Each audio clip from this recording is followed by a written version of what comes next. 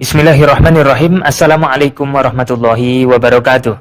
Alhamdulillahirabbil alamin wa bihi nasta'in ala umuri dunya waddin wassalatu wassalamu ala asyrafil anbiya'i wal mursalin sayyidina Muhammadin wa ala alihi wa ashabihi ajma'in, amma ba'd. Alhamdulillah para jamaah sekalian, kita ketemu lagi dalam kajian tauhid pada malam hari ini. Insyaallah kita masih tetap dalam pembahasan syarah matan Aqidatul Awam. Di bait yang ketujuh ini kita akan tambah lagi beberapa qaul ulama terkait dengan lafadz wa qaimun ghani bersama guru kita Al-Ustadz Muhammad Ajib LCMA. Maka kita sapa dulu beliau sebelum masuk ke materinya. Assalamualaikum Ustadz Ajib. Waalaikumsalam warahmatullahi wabarakatuh. Kabar baik dan sehat Ustadz? Alhamdulillah. Sehat. Kemarin putih-putih, sekarang hitam-hitam.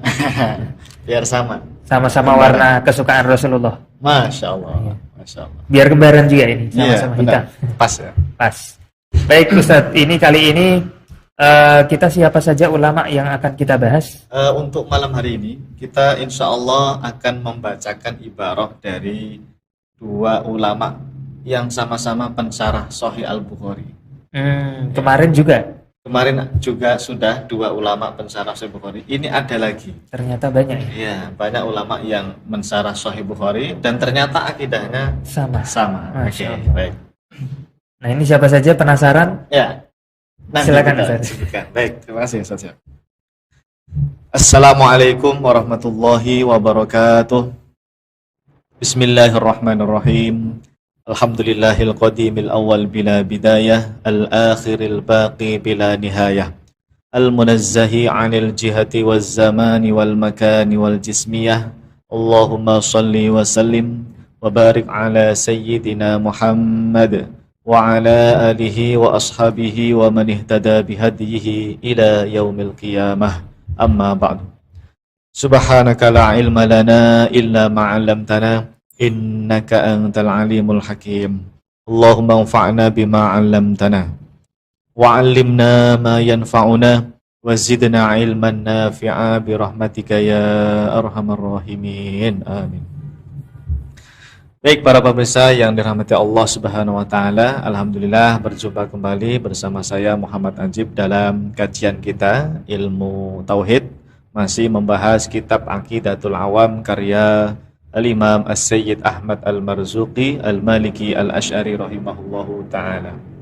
Mudah-mudahan Allah Subhanahu wa taala senantiasa memberikan kemudahan, keberkahan kepada kita semua, dan mudah-mudahan Allah Subhanahu wa taala senantiasa menambahkan kepada kita semua ilmu yang bermanfaat, ilmu yang barokah fid dunya wal akhirah. Amin ya rabbal alamin. Baik hadirin jamaah yang dimuliakan Allah Subhanahu wa taala, langsung saja seperti biasa Ustaz Syihab ya, kita masih membacakan ibarah dari para ulama kita terkait Allah Subhanahu wa taala Maha Ada tanpa tempat, di mana ini masih membahas bait ketujuh dari kitab Aqidatul Awam ya. Wa qaimun ghani, yang maknanya Allah Subhanahu wa taala tidak membutuhkan apapun. Allah tidak butuh terhadap apapun, atau Allah Subhanahu wa taala tidak membutuhkan tempat, atau Allah Maha Ada tanpa tempat. Nah, untuk malam hari ini Ustaz Syihab, halaman 290 ya. Ya. Yang pertama kita akan bacakan dari pernyataan Imam Al-Kirmani. Beliau juga termasuk pensyarah Sahih Al-Bukhari. Nanti yang kedua itu ada Imam Al-Qastolani. Al-Imam Al-Qastolani ya. Dua ulama, kita akan baca bagaimana keterangan mereka ya. Dan sama-sama pensyarah Sahih Bukhari tadi ya. Ternyata akidahnya sama ya dengan ulama yang lainnya, bahwa Allah Maha Ada tanpa tempat. Baik, kita baca dulu Ustaz Syihab, silakan. Yang pertama ya, Imam Al-Kirmani. Al-Imam Al-Kirmani Asy-Syafi'i Al-Asy'ari rahimahullahu taala, yang wafat tahun 786 Hijriah, telah berkata di dalam kitabnya Al-Kawakib Ad-Darari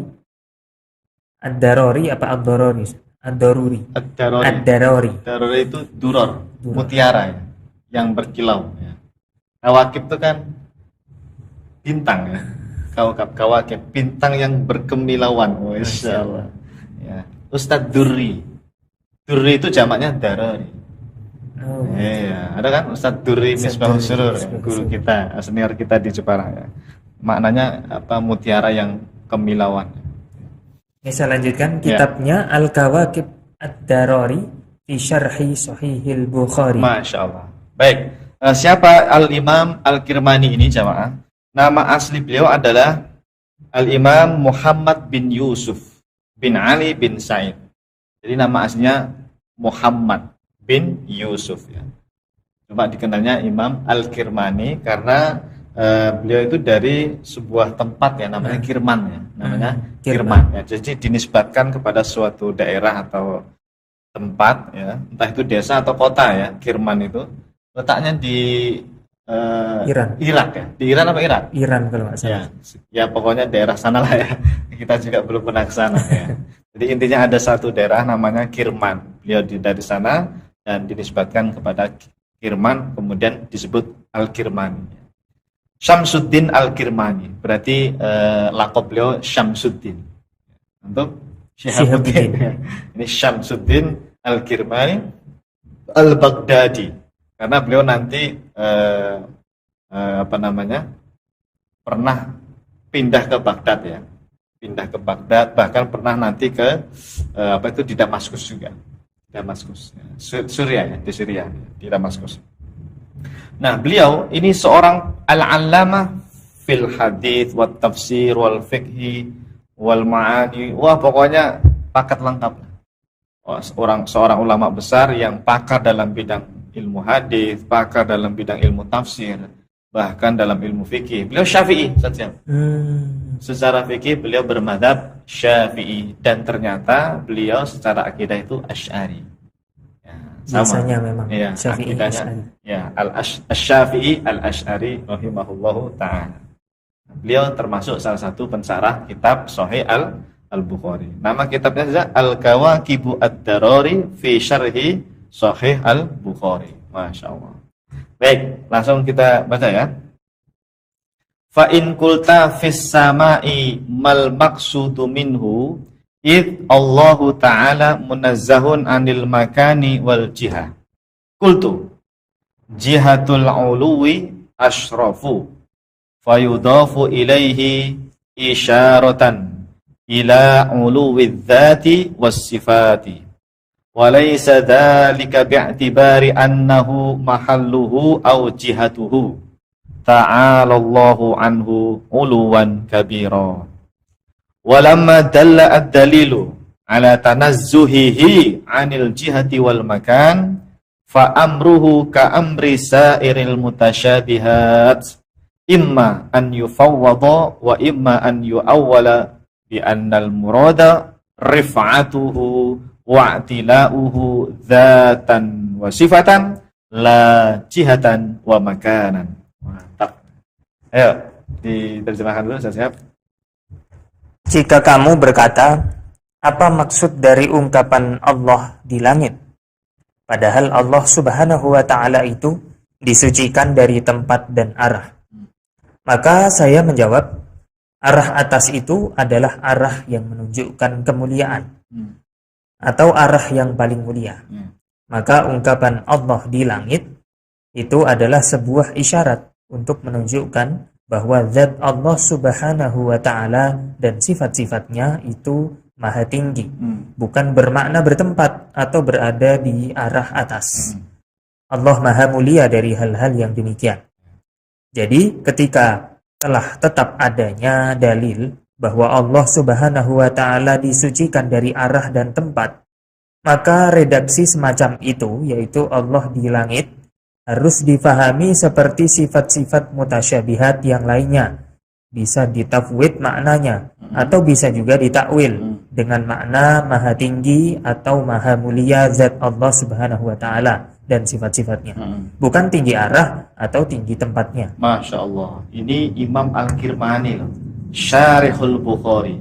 Syarih itu apa? Pensarah kitab Sahih Al-Bukhari. Hadis-hadisnya Imam Al-Bukhari. Di sini beliau mensarah tentang hadis fis sama, yaitu hadis jariyah.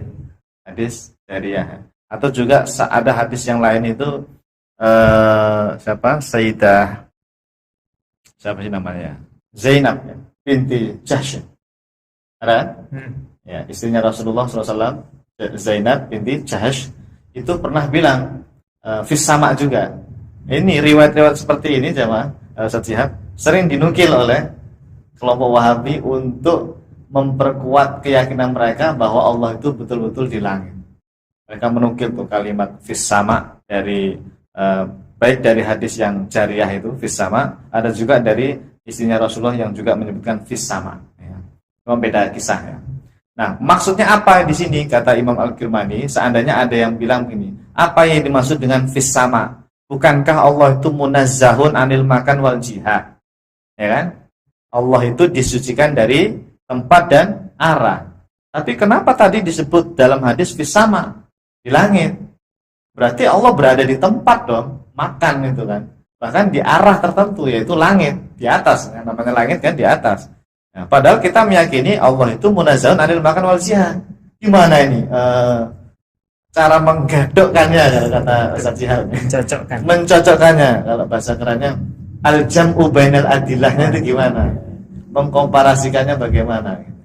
Beliau jawab, qultu jihatul ulu asyraf.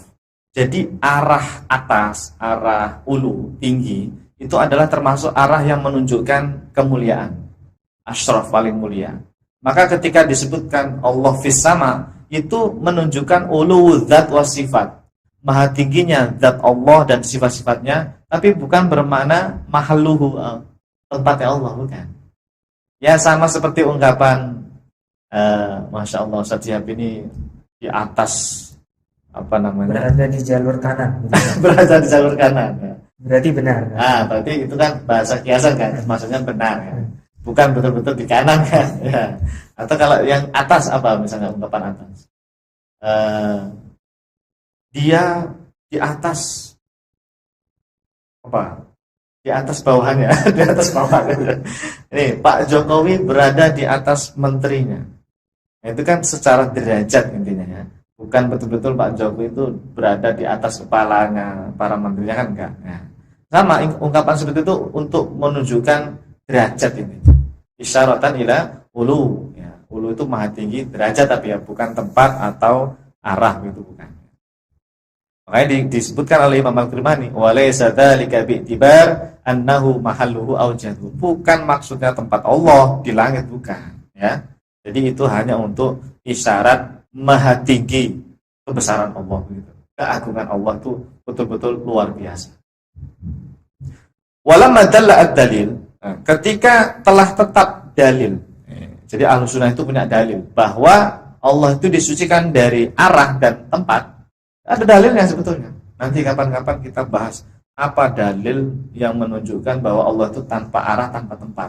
Dari Quran ada, dari hadis ada nantinya.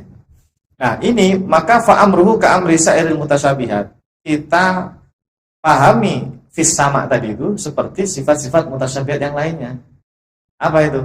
Imma an yufawwad, tafwid saja. Au wa imma an yu'awwal, atau ditakwil. Jadi kalau nggak pakai tawil nih Ustaz Syihab, tafwid aja. Contohnya gini, kalau Al-Quran menyebut misalnya apa? Alal arsy, ya sudah, sebutkan alal arsy. Tapi maknanya apa? Wallahu a'lam. Jangan dibayangkan Allah di atas arsy. Begitu juga ketika ada hadis menyebut fis sama, udah kita ikuti lafaz itu, fis sama. Tapi maknanya apa? Wallahu a'lam. Tafwid makna, serahkan pada Allah. Jangan ada makna berada di langit atau berada di atas arsy. Itu hilangkan. Nah, tafwid itu seperti itu kan, yang selama ini kita pelajari. Atau kalau memang susah menggunakan tafwid, wa imma an yu'awwal, ditakwil saja. Maksudnya apa? Rif'atu wa'tilahu dzatan wa sifatan. Yaitu maha tinggi. Rif'ah itu kan maha tinggi. Ketinggian, kemuliaan. Wa'tila, ketinggian atau kemuliaan. Dzatan wa sifatan, zatnya Allah atau sifat-sifatnya Allah. La jihatan wa makanan, bukan tinggi, arah atau tempatnya Allah. Nah, jadi memang harus hati-hati nih jamaah kalau membaca ayat Al-Quran atau hadis yang secara zahir itu yuhimu at-tashbih. Secara zahir itu menunjukkan makna bertempat, berada di suatu tempat. Misalnya seperti tadi di atas aras atau di langit. Soalnya kan begitu kan, secara zahir yang terlintas. Nah, kata para ulama tidak boleh dipahami secara zahir makna. Sebab nanti akan bertentangan dengan dalil-dalil yang lainnya, begitu. Oleh karena itu metodenya kan dua, an yufawwad, ditafwid atau ditakwil. Kalau Anda nanti baca kitab setiap ya, menemukan ibarah ulama wa annallaha fis sama, gitu. Pasti Anda akan menemukan ibarah itu kalau baca kitab-kitab ulama salaf. Wa annallaha ta'ala fis sama atau wa annallaha ta'ala istawa alas. Tidak usah bingung jamaah. Ya, yang bingung itu kalau dia nggak paham tafwid makna. Iya. Bagi yang menguasai tafwid makna, kalimat redaksi seperti itu tidak ada masalah bagi kita Ahlus Sunnah. Karena memang itu ibarah yang ada di Quran atau ibarah di dalam hadis. Imror saja, imror kama ja'at, hanya tidak boleh dipahami secara seksual, secara zahir makna tidak boleh. Tafwid makna tadi. Pokoknya hilangkan tuh makna zahir, ya. Ibarat kata itu kosong belum ya. Fis sama istawa alas, tapi maknanya apa? Wallahu a'lam. Itu tafwid. Bagi yang sudah lincah kayak Ustaz Syihab ini kan pakai tafwid bisa lah ya. Tapi kalau orang awam yang mungkin tidak menguasai tafwid ya, dia bisa menggunakan metode terakhir. Apa tadi? Takwil. Jadi fis sama itu ditakwil maha tinggi kemuliaan Allah ya. Zat sifat Allah maha mulia tapi bukan menunjukkan tempat atau arah. Baik. Jelas ya? Nah, ini Imam Al-Kirmani. Nah, cukup satu saja. Sebetulnya banyak. Cuma tadi pagi, subuh itu saya pas nulis itu ya, pusing. Soalnya harus berangkat pagi-pagi ke sini kan, ya. Harus berangkat kerja ya, harus ngajar ya. Ya sudah, jadi sedikit-sedikit aja ya. Satu ibarat saja. Sudah mewakilkan lah dari pemikiran beliau gitu kan. Itu kalau saya searching di kitab apa tadi namanya? Kitab Al-Kawakib Ad-Darari. Munazzahun anil jihati wal makan, banyak banget. Saya klik keluar, saya klik lagi keluar, saya enter keluar. Wah, banyak banget nih. Saya sampai pengen memasukkan semuanya. Aduh, tapi capek ngetiknya, maksudnya capek ngetik terjemahnya ya. Kalau mencari itu alhamdulillah saja. Saya hobi dan tidak ada kesulitan kalau untuk mencari ibarah. Yang sulit itu menerjemahnya nanti. Betul. Itu pekerjaan yang harus ini kurang pas nih, bahasanya kurang pas, nah gitu. Saya siap bantu. Ya, bantu doa. Bantu doa. Ya. Jadi alhamdulillah ya Allah mudahkan untuk membaca atau mencari ibarah ya. Maka ya sudah, karena ibarahnya hampir sama-sama ya, saya pilih satu saja yang cukup kan. Itu yang perkataan beliau banyak, memang hadisnya banyak. Kemudian beliau syarah apa beliau? Jadi kan di dalam Sahih Bukhari itu ada hadis tentang fis sama itu, terus ada hadis tentang kalau orang sholat Allah fi kibali wajhihi. Nah, itu disarah sama beliau. Jadi pembahasan itu ya kembali lagi ke tanzih Allah dari makan dan tempat tadi, dari tempat dan jihad tadi. Ya, oke, dah simpulan. Pada keterangan di atas sangat jelas sekali bahwa Al-Imam Al-Kirmani Asy-Syafi'i Al-Asy'ari rahimahullahu ta'ala secara tegas meyakini bahwa Allah subhanahu wa ta'ala maha ada tanpa tempat dan maha ada tanpa arah. Ya, gitu ya. Wallahu a'lam. Jadi jelas ya jemaah ya. Al-Imam Al-Kirmani sebagai pensarah Sahih Al-Bukhari dalam kitabnya Al-Kawakibu Ad-Darari fi Syarhi Sahih Al-Bukhari menyatakan Allah itu disucikan dari tempat dan arah. Ya, munazzahun anil makani wal jihah. Kalaupun ada ungkapan fis sama tadi ada dua cara ya, ditafwid atau ditakwil yang maha tinggi dan Allah kemuliaannya Allah subhanahu wa ta'ala. Jelas ya. Masalahnya itu keterangan kayak gini tuh kan nggak disebarkan. Akhirnya ya tadi kena syubhat Wahabi itu gampang banget ya orangnya. Nggak disebarkan yang seperti ini. Bukan nggak disebarkan ya, mungkin karena tidak ya kurang informasi ini ya mungkin kurang dibahas juga kali ya. Bisa atau bisa. Kitanya ya orang awamnya ini yang kadang nggak nyari-nyari, nggak mencari. Ya, mudah-mudahan ini dengan wasilah channel Rumah Fikih ya, ilmunya para ulama ini tersampaikan kepada kaum muslimin dimanapun mereka berada. Amin. Amin. Baik, langsung saja Ustaz Syihab. Yang berikutnya, yang kedua yaitu Imam Al-Qastolani. Ini urutan ulama yang ke-74 ya. Allah Maha Ada tanpa tempat itu 74. Saya berharap ini nanti sampai 100. Masih banyak ternyata. Ya, jadi saya sudah ngumpulin tuh baru 80-an lebih. Berarti kan kira-kira saya harus nyari lagi sekitar 20 ya. Ya, pokoknya nggak usah 20 lagi. Supaya nanti kalau ditanya, saya itu bisa jawab. Ada sekitar 100 ulama tuh. Nah, punya bukti 100 ulama. Kan enak di nyebut setiap 100. generasi lagi ya. Ya, kan enak kan nyebut angka 100. Tapi kalau nyebut iya mungkin ada 70 ulama. Angkanya 70 kan ada puluhan gitu. Kurang ini ya. Tapi kalau nyebut ada sekitar 100 ulama, kita punya ibarahnya. Nah, gitu. Jadi doakan saya saja. Mudah-mudahan nanti saya cari lagi ulama lain yang pernyataannya sama. Allah Maha Ada tanpa tempat sampai nanti ketemu angka 100 ulama. Amin. Insyaallah. Insyaallah. Baik, berikutnya silakan Ustaz. Imam Al-Qastolani. Al-Imam Al-Qastolani Asy-Syafi'i Al-Asy'ari rahimahullahu taala yang wafat tahun 923 Hijriah telah berkata di dalam kitabnya Irsyadus Sari li Syarhi Shahihil Bukhari. Masya Allah. Al-Imam Al-Qastolani. Beliau nama aslinya adalah Abul Abbas Ahmad bin Muhammad. Abul Abbas itu berarti kunyahnya ya. Ahmad bin Muhammad. Antum Ahmad Syihabuddin. Lakopnya? Lakopnya Syihabuddin. Iya, betul. Saya. Syihabuddin. Ya. Beliau ngikut nama saya apa saya ngikut nama beliau? Nama asli juga Ahmad ya. Syihabuddin Ahmad Al-Qastolani. Antum Syihabuddin. Pakai Ahmad ya? Ahmad. Depannya belakangnya? Belakangnya. Syihabuddin Ahmad. Lah sama mirip ya. Jadi antum ngikutin. Kan dulu beliau. Oh iya. Tahun 900-an ya.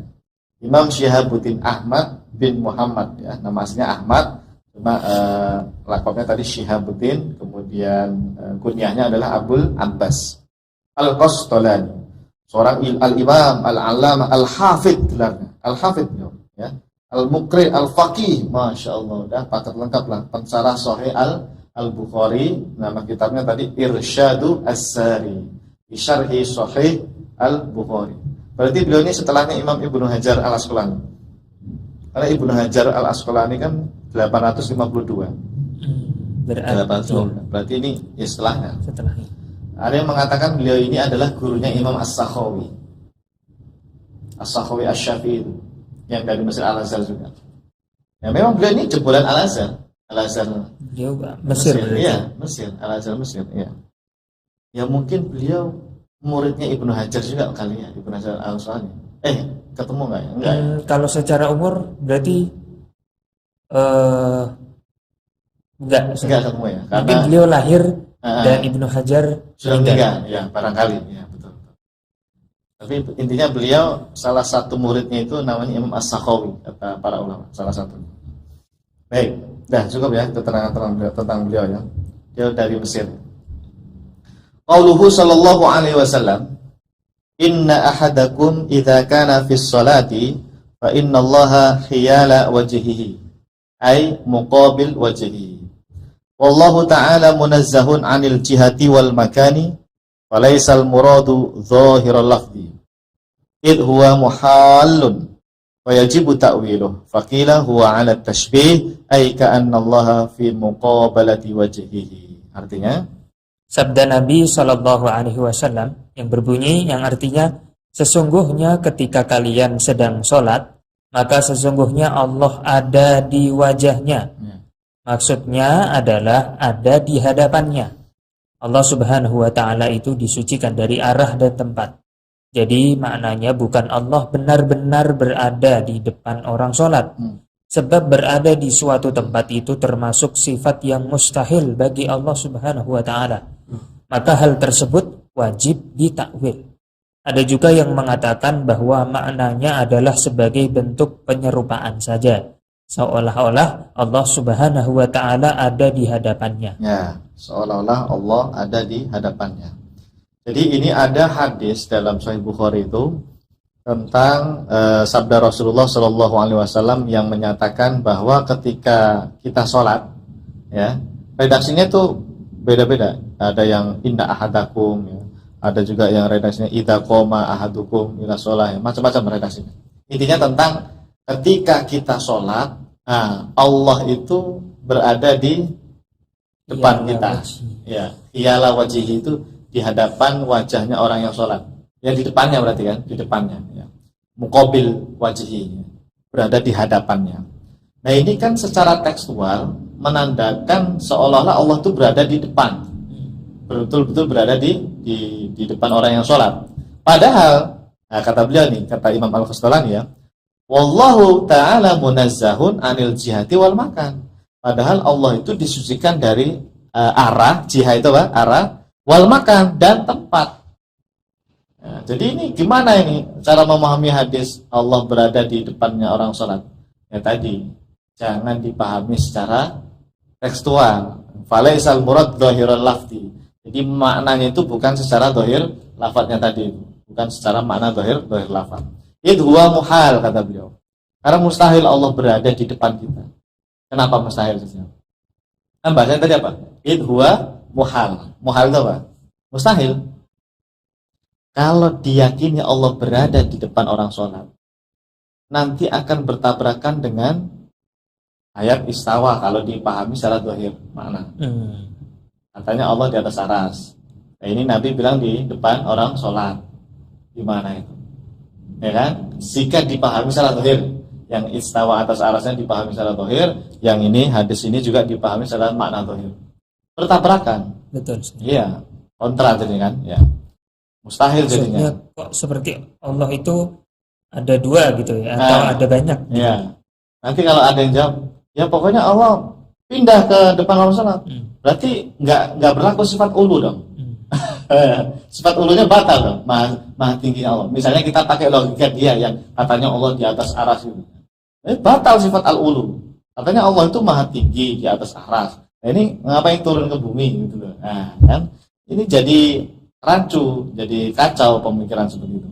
Makanya mustahil kalau dipahami secara zahir maknanya. Akan bertentangan dengan dalil-dalil yang lain. Fayajibu ta'wilu, makanya wajib ditakwil.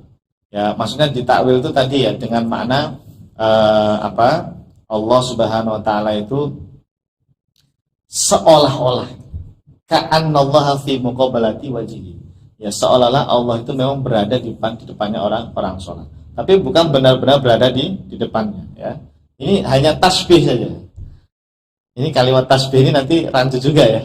Nanti dikira orang ini benar-benar menyerupakan Allah dengan makhluk. Enggak. Tasbih di sini itu maksudnya dari segi menganggap Allah itu berada di hadapan kita. Kita sedang berhadapan dengan Allah. Bukan betul-betul Allahnya berada di depan kita. Secara zat gitu, zat Allah di depan tidak. Ya, tidak seperti itu. Muhal. Itu mustahil berlaku bagi Allah Subhanahu wa taala. Nanti ada lagi yang protes saja. Katanya ada yang tidak mustahil bagi Allah. Allah kan maha kuasa. Ayo, gimana antum jawabnya? Ada nggak di dunia ini yang mustahil bagi Allah? Apakah Allah itu semuanya bisa? Apakah semua hal itu selalu berlaku bagi Allah? Kan ada sering orang bilang nggak ada yang mustahil bagi Allah gitu kan? Ada ungkapan seperti itu. Ujung-ungnya nanyanya apakah Allah bisa menciptakan Tuhan? Gitu. Nah, itu betul Ustaz, betul. Jadi ini ada kesalahpahaman. Ungkapan tidak ada yang mustahil bagi Allah itu sebetulnya dalam hal penciptaan. Kalau Allah menginginkan sesuatu, menciptakan hal-hal yang mungkin secara akal, menciptakan manusia, menciptakan hewan, menciptakan malaikat, itu memang tidak mustahil. Tapi kalau menciptakan Allah yang lain misalnya, Tuhan yang lain, menciptakan istri baginya, menciptakan anak baginya, ini hal yang mustahil bagi Allah Subhanahu wa taala. Itu tidak berlaku gitu. Ya, muhal namanya gitu.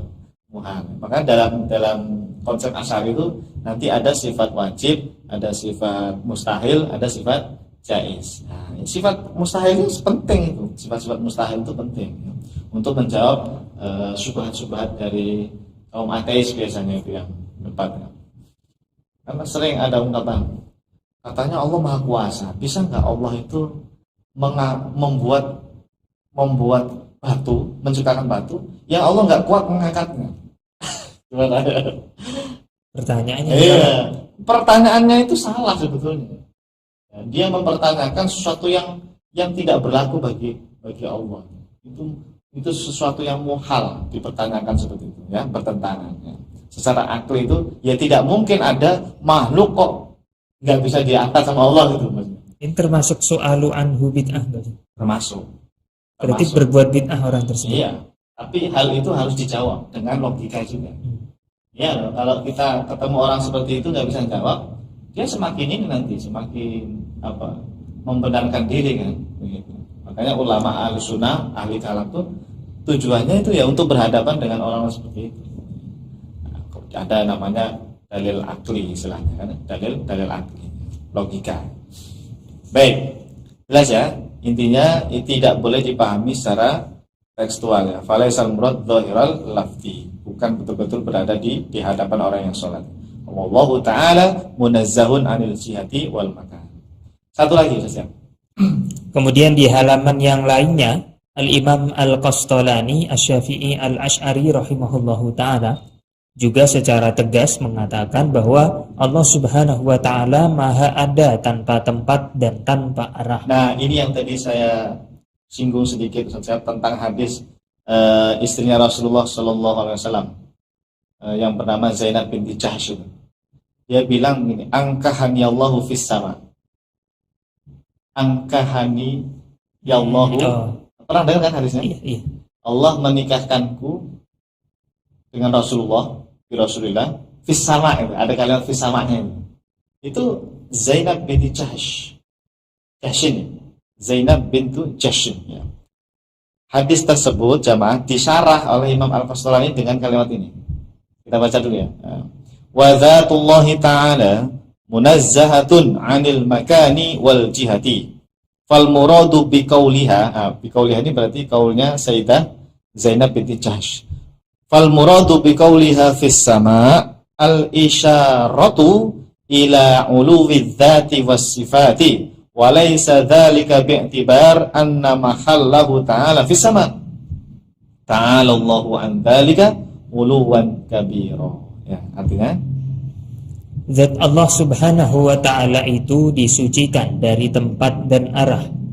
Maka perkataan Sayyidah Zainab binti Jahsh bahwa Allah di langit, maksudnya adalah sebuah isyarat yang menunjukkan kemahatinggian zat Allah Subhanahu wa ta'ala dan sifat-sifatnya. ya. Bukan bermakna bahwa Allah bertempat di langit.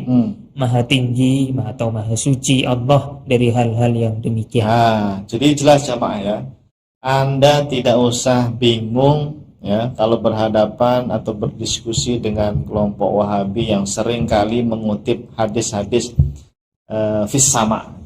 Baik itu hadis syariah ataupun hadis yang ini tadi ya, Sayyidah Zainab ya, Zainab binti Jahsh yang menyebutkan fis sama, seolah-olah secara zahir Allah itu di langit. Itu maknanya kata Imam Al-Qastolani uluwudz dzat was sifat, menunjukkan isyarat bahwa maha tinggi zat Allah, maha tinggi sifat-sifat Allah Subhanahu wa ta'ala dibanding dengan makhluk yang lain. Jadi kalau ada ungkapan maha tinggi itu ya jangan dibayangin tempat juga. Maha tinggi itu apa ya?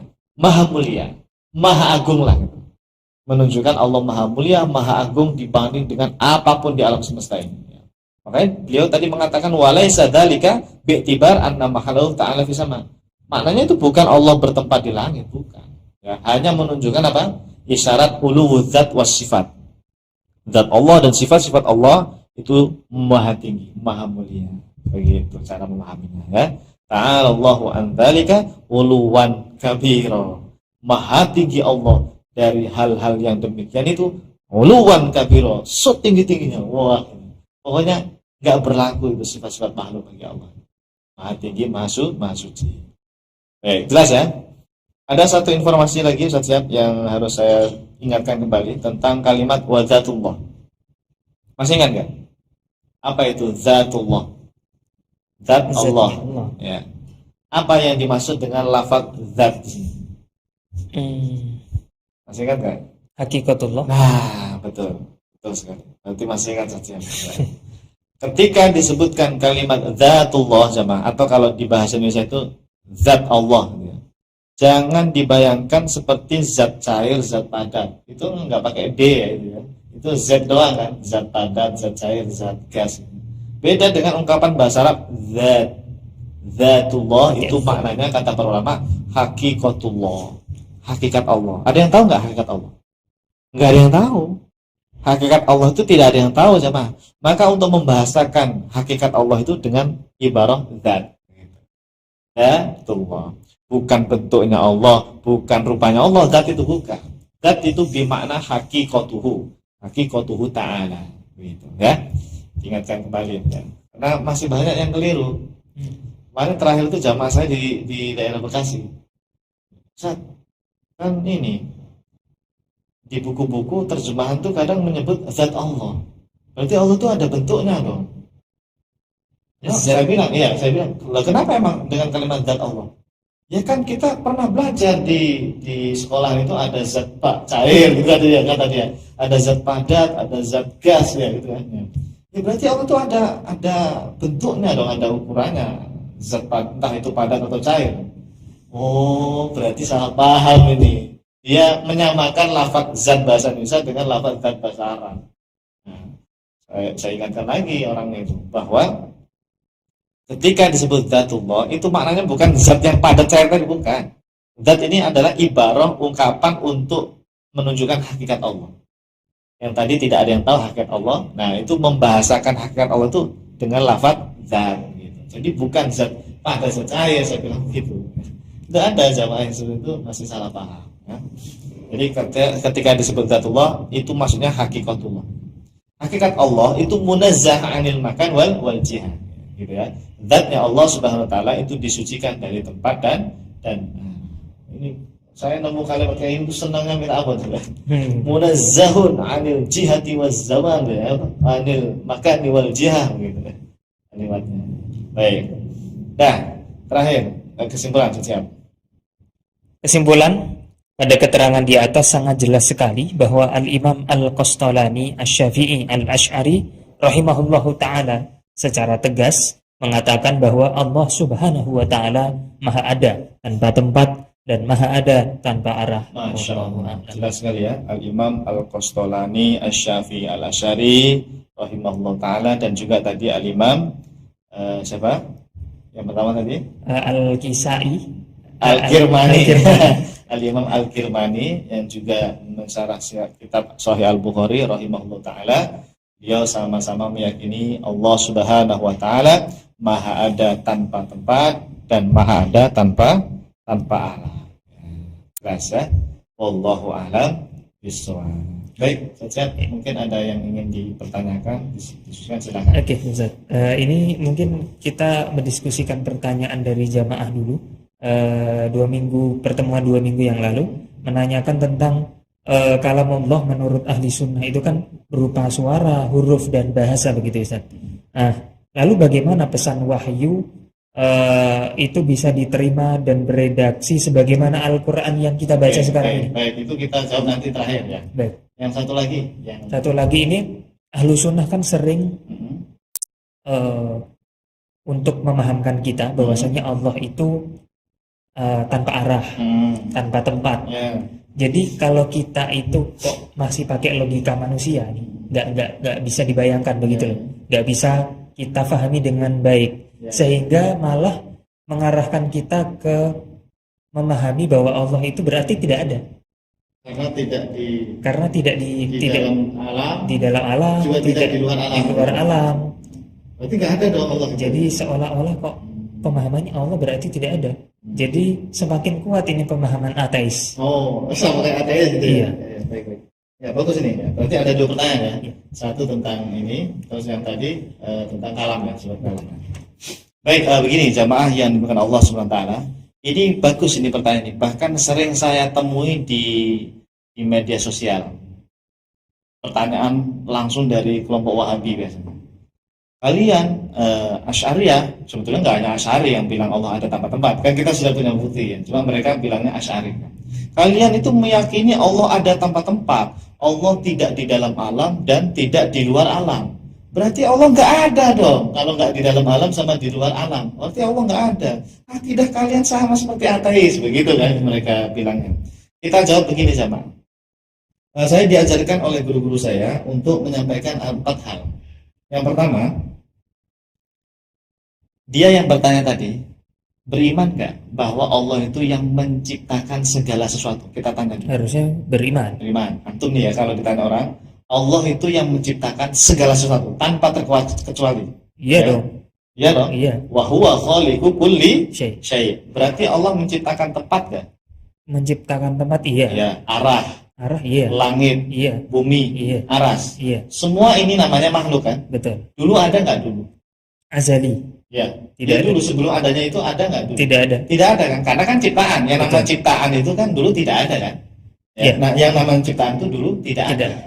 Nah, berarti Allah itu apakah nggak ada? Karena tempat arah itu nggak ada.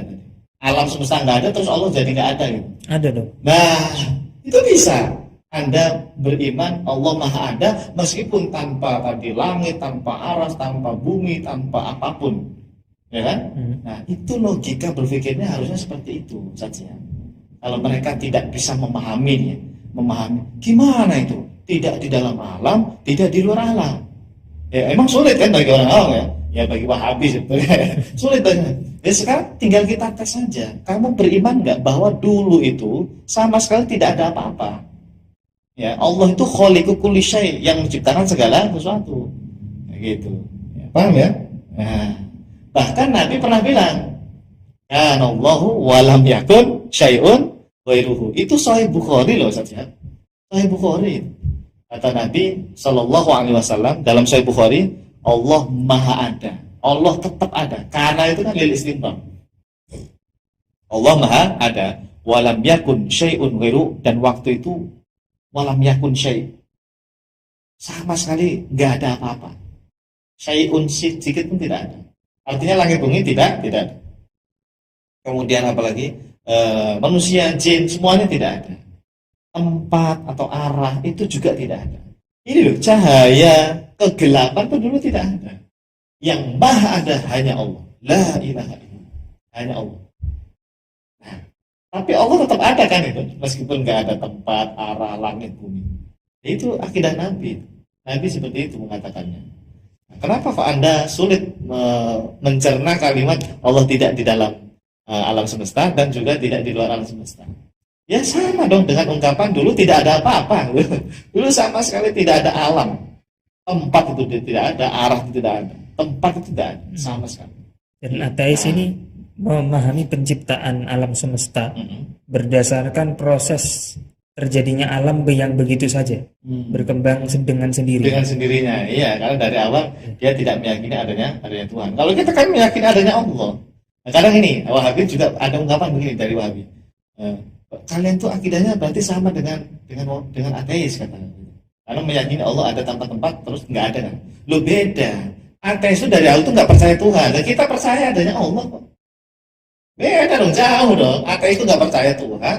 Dan kita ini percaya adanya Allah. Bisifatil kamal. Beda. Jangan disama-samain. Mentang-mentang kalimatnya tadi, mereka tidak percaya adanya Tuhan, dengan kita menyatakan Allah ada tanpa tempat, tidak di dalam alam dan tidak di luar alam, terus disimpulkan oleh mereka berarti sama kayak ateis. Ya beda. Orang ateis dari awal nggak percaya Tuhan. Kalau kita ini percaya adanya Allah yang menciptakan alam semesta ini. Nah, terus gimana memahami kalimat tidak di dalam alam dan tidak di luar alam tadi, tidak bertempat, tidak berarah? Ya tadi, dulu itu sama sekali tidak ada apa-apa. Dan Allah Maha Ada, bukan Allah itu munculnya setelah ada tempat. Oh, kafir, bisa kafir kalau meyakini seperti itu. Ada yang lebih dulu dari Allah kan berarti ya. Padahal Allah itu huwal awwalu wal akhir. Allah Maha Ada tanpa bidayah. Al awwal bila bidayah. Gitu. Nah, itu satu saja. Saya lanjutkan dulu ya. Baik. Yang kedua, dalam pandangan Wahabi itu, ketika dia bilang nggak mungkin Allah itu tidak di dalam alam, tidak di luar alam, itu karena mereka itu membayangkan sosok jisim. Padahal Allah itu bukan jisim memang. Kalau jisim iya memang harus ada di dalam alam atau di luar alam. Ya, Di dalam alam itu maksudnya di bumi atau di langit. Kalau di luar alam itu berarti di atas aras gitu ya, atau di luar alam semesta. Itu jisim. Nah, mereka tuh membayangkan sosok tadi loh, salahnya itu. Membahas apa, membayangkan jisim, Allah jisim. Jangan. Allah itu laisa bijismin, ini sudah disepakati ahlu sunnah. Innallaha laisa bijismin wala jauharin wala arotin. Ini kesepakatan 3 madzhab loh. Asy'ari, Maturidi, dan Atsari Hambali. Nanti kapan-kapan kita ulas ya. Kapan-kapan kita bahas tentang Allah bukan jisim. Nah, jadi memang Allah tidak bisa dibayangkan sama, karena bukan jisim. Kalau jisim tadi memang bisa dibayangkan. Oh, harus berada di sini nih, di atas aras atau di bumi atau di langit. Mereka bayangin jisim. Jadinya logikanya seperti itu. Padahal kita Ahlussunnah meyakini Allah bukan jisim, ya, bukan jisim. Yang ketiga, Nabi sendiri Ustaz Syihab yang mengatakan Allah itu tidak ada sesuatu apapun di atasnya dan tidak ada sesuatu pun di bawahnya. Allahumma anta dzahir falaysa fawqaka syai' wa antal batin falaysa dunaka syai'. Sahih Muslim. Hadis Sahih Muslim. Nabi pernah berdoa, ya Allah, Engkaulah yang maha zahir, tidak ada sesuatu apapun di atasmu. Dan wa antal batin, tidak ada walaysa dunaka syai', tidak ada sesuatu apapun di bawah. Coba bayangin, kita tanya sama Nabi, di atas Allah tidak ada apa-apa, di bawah Allah tidak ada apa-apa, gimana? Apa terus nggak ada? Allahnya nggak ada? Nggak mungkin, itu mustahil. Kok di atasnya nggak ada, di bawahnya nggak ada? Mustahil. Ya akal kamu yang mustahil. Gitu. Nabi sendiri yang menyatakan, Pak, di atas Allah tidak ada apa-apa, di bawah Allah tidak ada apa-apa. Maksudnya apa? Allah itu tidak bertempat, tidak berada di alam, di dalam alam ataupun di luar alam.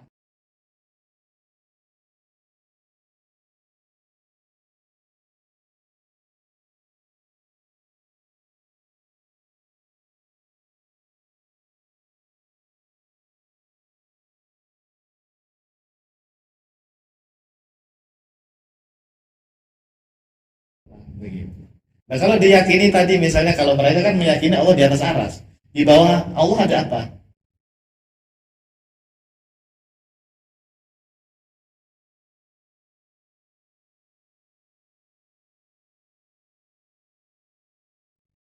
Ada aras kan? Kan di atas aras ada Allah nih. Berarti di bawah Allah ada apa? Ada aras kan? Karena aras di bawah Allah. Nah, Nabi menyatakan tidak ada apa-apa di bawah Allah. Oleh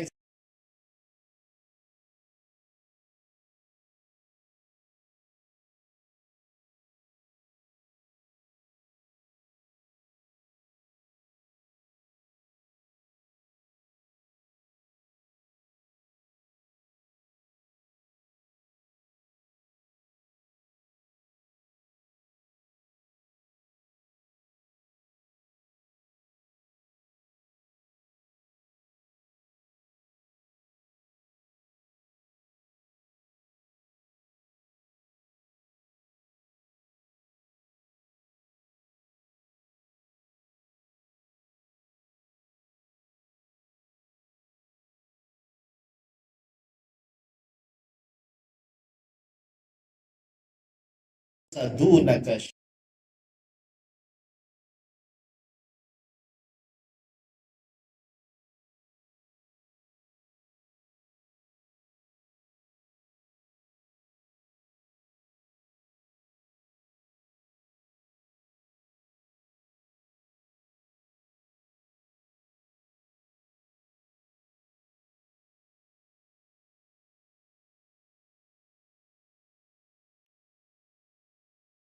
Ya Allah, Engkau yang maha batin, walaysa dunaka syai'.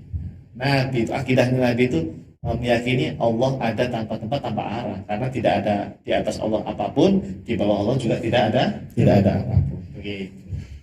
Nah, kurang puas satu lagi. Ijma' ulama. Pernyataan Allah disucikan dari tempat, tidak berarah, ya. Allah bukan di dalam atau di luar alam, itu sebetulnya kesimpulan dari Allah disucikan dari tempat. Itu ijma' Ustaz Syihab. Kalimat ijma' banyak. Salah satunya itu Imam Abdul Qahir Al-Baghdadi, wa ajma'u ala annahu la yahwihi makan. Itu dalam kitab Al-Farqu Bainal Firaq. Ijma' ini. Kalau Anda tidak meyakini ini, Anda menabrak ijma'. Anda menentang ijma ulama, mubtadi' kamu. Syadz kamu, kelompok syadz. Begitu. Nah, itu subhat seperti itu sebenarnya sudah dijawab oleh para ulama kita. Cuma ya mungkin nggak nyampe kepada mereka aja. Ini terima kasih karena Fajar sudah mengangkat kembali pertanyaan mereka itu penting. Satu lagi saja ya. Baik. Apa tadi Pertanyaan tentang wahyu. Kalam Allah ya. Kalam Allah kan tidak Bukan suara suara ya. dan huruf. Bagaimana Tapi bisa wahyu menjadi kok Al-Quran? menjadi Al-Quran? Ya, baik. Begini, itu nanti kan sebetulnya ada di pembahasan sifat kalam ya sebetulnya ya. Tidak ada kaitannya dengan pembahasan kita malam hari ini. Tapi tidak apa-apa, ini bocoran saja ya, sekilas ya. Memang benar jamaah. Jumhur ahli sunnah wal jamaah. Saya mengatakan jumhur karena nanti ada sebagian Hanabilah yang mengatakan kalamullah itu bisautin. Tapi saut di sini tetap ditafsir nanti. Ya, makanya nanti bahasnya itu nanti sebetulnya. Nggak apa-apa. Kita bicara yang jumhur saja. Jumhur ahli sunnah wal jamaah. Kembali juga ahli sunnah yang tadi meyakini kalamullah itu bisautin. Cuma mereka mentafsir makna saut itu ditafsir.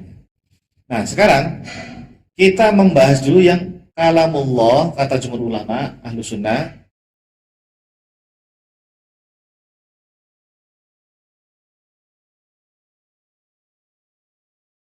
bukan berupa huruf, bukan berupa suara.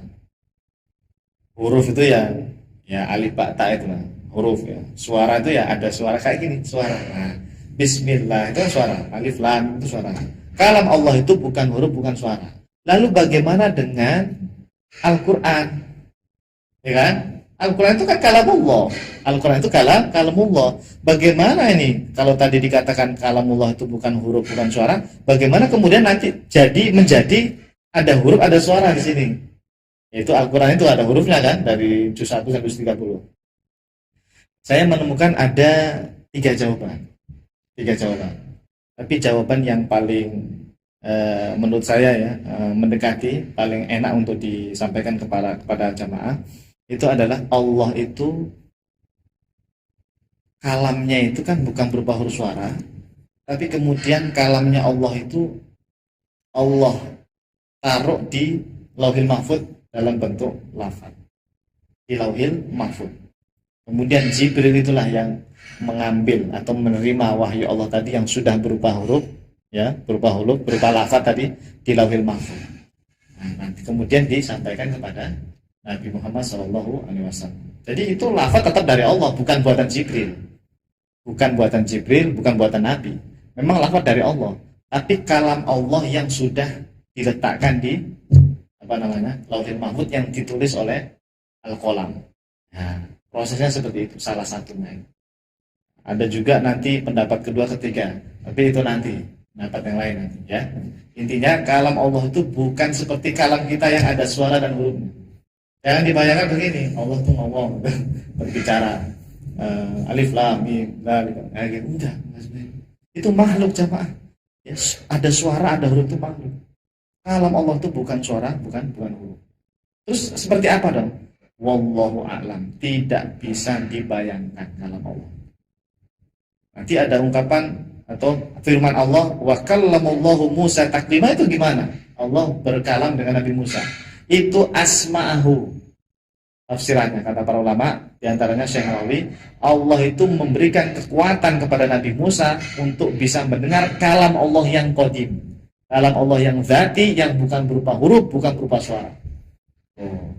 Bukan ngomong face to face begitu. Itu mah kalam makhluk. Nah, nanti saya ada bukti lagi siap dari Imam Syafi'i di kitab Al-Um. Ternyata Imam Syafi'i itu akidahnya seperti kita. Kalam Allah itu bukan berupa suara, bukan berupa huruf, bukan seperti kita berhadapan-hadapan. Nah, nanti ya. Yang jelas salah satu tafsiran tadi proses kalam Allah menjadi Al-Quran tadi, salah satunya tadi melalui Lauhil Mahfuz. Ada 3 pendapat sebetulnya, ada 3. Nanti ya, biar pada ngaji. Ya. Di sifat kalam nanti. Di sifat kalam insyaallah lebih detail ya. Betul, insyaallah. Jadi pada intinya memang antara kalam Allah di Lauhul Mahfuz dengan yang Jibril sampaikan itu 2 hal yang berbeda. Betul. Nanti ada perinciannya ya, Kemudian ada jawaban terakhir ya, bukan jawaban, sebenarnya ini saran saja buat orang awam. kita itu tidak boleh membahas kalam Allah dalam-dalam. Imam Ibnu Hajar al-Asqalani itu dalam Fathul Bari yang saya baca, beliau itu menyarankan kita untuk diam, jangan bertanya-tanya. Sebagaimana ulama salaf itu diam. Iya. Sampai Imam Ibnu Hajar itu di Fathul Bari itu dia bilang, thariqatus salaf itu paling aman. Diam, enggak usah bahas.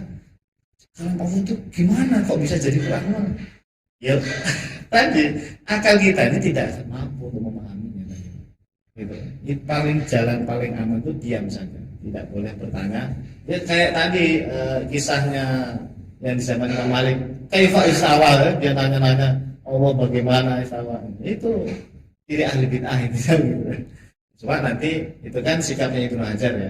Nanti ada jawaban lain yang nanti kita akan sampaikan, ada 3 pendapatan. Ada 3. Baik. Baru 1 yang kita sampaikan. Ya. Insyaallah. Insyaallah di sifat kalam nanti masih jauh, Ustaz. Iya, sabar. Oke, kita cukupkan sampai di sini, Ya. Ustaz. Terima kasih banyak Ustaz dan para jamaah sudah bersamai kita pada sesi kali ini. Kalau begitu kita tutup sama-sama dengan bersama membaca doa kafaratul majlis. Subhanakallahumma wa bihamdika asyhadu an la ilaha illa anta astaghfiruka wa atubu ilaik. Kami tutup. Wassalamualaikum warahmatullahi wabarakatuh. Salurkan infak terbaik Anda untuk Rumah Fikih Indonesia melalui Bank Syariah Indonesia dengan rekening 3353158410 dan juga Bank Muamalah dengan rekening 36006321. Keduanya merupakan rekening resmi Rumah Fikih Indonesia atas nama Aini Aryani.